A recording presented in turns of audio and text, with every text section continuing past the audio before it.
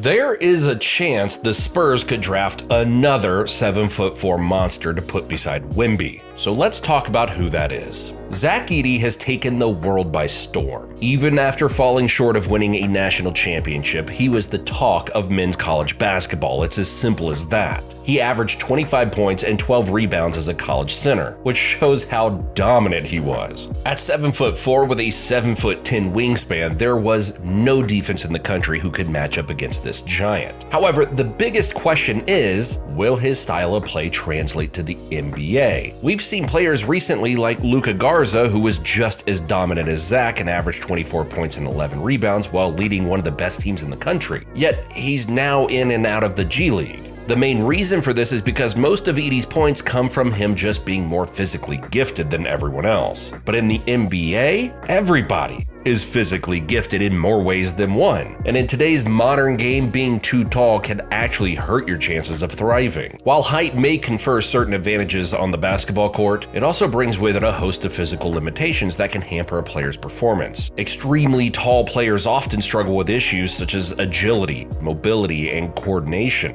as their elongated limbs can be difficult to control and maneuver effectively. Furthermore, the sheer size and weight of their bodies can place immense strain on their joints and musculoskeletal system, increasing the risk of injury and compromising their long-term durability. I hate to use this as an example, but we just saw Zion dominate for a majority of the play-in game matchup against the Lakers. Then, all of a sudden, he suffered a hamstring injury and that kept him out for the rest of the game, leading to a loss. It isn't a coincidence that all of Zion's injuries happened to his lower body. Running up and down the floor for long periods of time can be harmful to your body, especially if it has to support a lot of weight. Zach Edey is 300 pounds, and I'm not wishing injury on him, of course. But we can't ignore the facts. Zion struggles with it, Joel Embiid struggled with weight issues in the past, and if you want to go back further, Shaquille O'Neal had weight issues which led to injuries down the line. I hate talking about it, but it's the reality of the game. It's why very large NBA players rarely have long careers. It's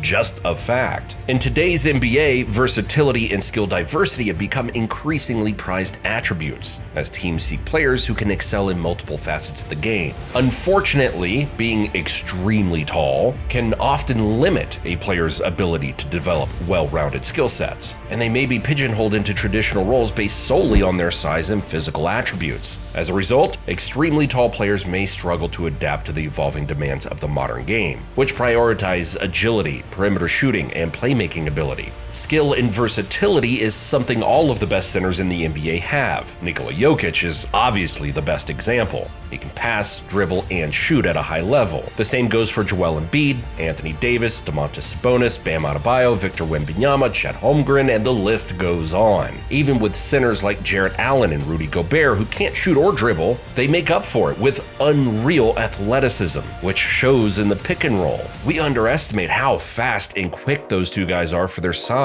So if Zach Edey can't stretch the floor, get others involved like Nikola Jokic, or be a great athletic mover in transition and in the pick and roll, his offensive potential is questionable. I've seen some casuals compare his game to Ivica Zubac's, but just like my argument with Allen and Gobert, Ivica Zubac is a great mover for his size on both sides of the ball. The evolution of playing styles and strategic approaches in the NBA has also contributed to the challenges faced by extremely tall players. In an era characterized by pace and space offenses, small ball lineups, and positionless basketball, traditional big men are increasingly being marginalized in favor for more versatile and dynamic players who can thrive in a variety of roles. This shift in paradigm has forced extremely tall players to adapt or risk becoming obsolete in today's fast-paced and fluid style of play. Despite their towering height, extremely tall players often find themselves at a disadvantage when matched up against smaller, more agile opponents. Smaller players can exploit their speed, quickness, and ball handling skills to attack the basket,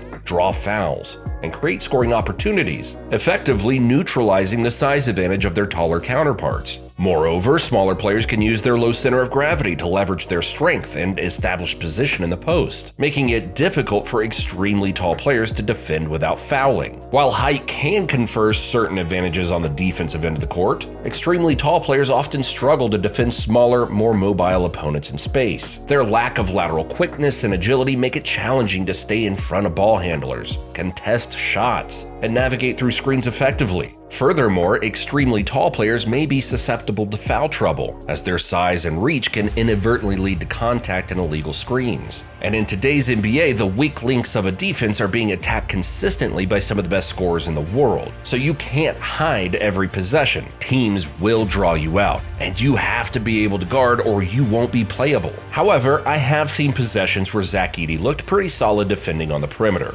so there is hope. But one area he has to improve is his pick and roll drop coverage defense. It's the most used pick and roll defensive coverage in basketball. Brook Lopez is not very mobile at all, but he's still good in drop coverage situations due to his IQ and elite shot blocking instincts, and his ability to contest every single shot, which shows great effort. It's hard to talk about Zach Edey's defensive IQ without seeing him play his first NBA game, but his shot blocking instincts and effort can be questionable at times, which is concerning. When watching his college games, there were just way too many possessions where guys were getting easy buckets in the paint with him being near. On so many possessions, I was just thinking to myself, Evan Mobley, Chet Holmgren, and Walker Kessler would never let that happen in college. It's either his lack of effort or his lack of athleticism to be able to consistently jump in the air and contest and block. These are things he has to do in order to thrive on defense in the NBA. Offensively, extremely tall players may face limitations in terms of their scoring repertoire and versatility. While their height may enable them to score efficiently in the paint and dominate the boards, they may lack the perimeter shooting and ball handling skills necessary to thrive in today's perimeter-oriented offenses.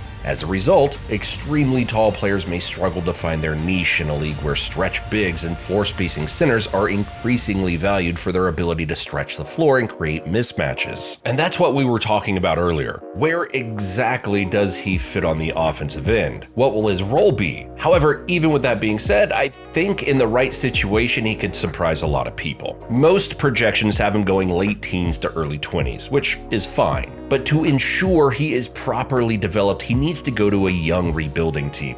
Going to a team like the Bucks, Suns, Nuggets, or Timberwolves would end his career even before it started. That's why a team like the Wizards or the Spurs could be great fits. The Wizards do have a projected pick around the mid to late 20s. However, the Spurs do not, but they do have a pick projected in the early second round, but I highly doubt Zach Edey will drop that far. That's why I think the Spurs should think about trading up and selecting Zach Edey. I mean, why not? It's clear with their first two early round draft picks, they'll be selecting a guard and a wing. So why not trade up and get him? If the Spurs wanted to move Wemby to the 4 and Edey to the 5, that would be perfect. It would also allow for Wemby to be even more effective defensively. Edey could stand in the paint while Wemby roams around off the ball, which would make the Spurs defense even scarier. We see it with the Bucks. Brook Lopez controls the paint while Giannis roams around help side. The same thing goes for the Cleveland Cavaliers and even the Timberwolves to a lesser degree. Hell, I've even said that the Lakers should do this with Anthony Davis. Go get a big and let AD roam around. Offensively, he would definitely need to add a variety of post moves, as well as develop his ability to play patient and facilitate out of the post. I honestly think since Wemby is on the squad, Zach Edey will heavily benefit from it, because you can't double team both of them at the same time. Plus, the Spurs will have perimeter weapons with Devin Vassell, Keldon Johnson, and